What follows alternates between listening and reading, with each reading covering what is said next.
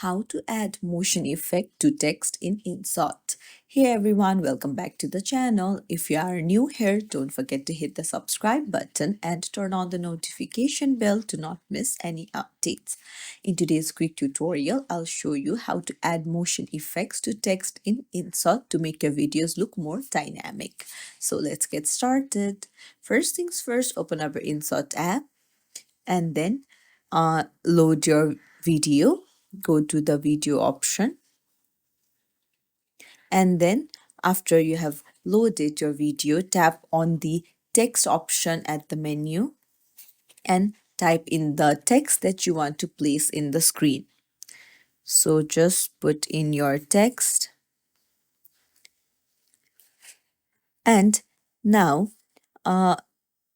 once you put in the text, you'll be able to see that you can change the font, the color according to your wish.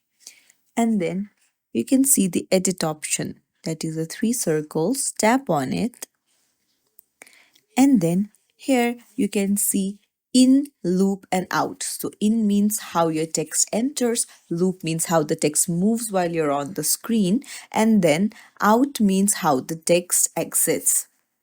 So now you can put in motion effect for in, out, and loop, all of the three options. So you can choose from basic and single letters. You can increase or decrease the slider and choose how you want the motion effect. So you can see the preview as well, and just choose the one of your preference. Change the text color if you want to. And then you can even increase or decrease the speed. You can see the time like icon. So if you drag the slider to the right, then it will make the speed slow. So this looks cinematic. But if you drag it to the left side, then it will make it fast, and this will grab attention.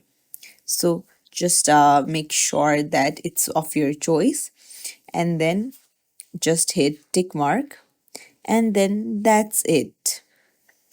It's as simple as that. If you found this tutorial helpful, don't forget to like and subscribe to our channel. Thank you for watching.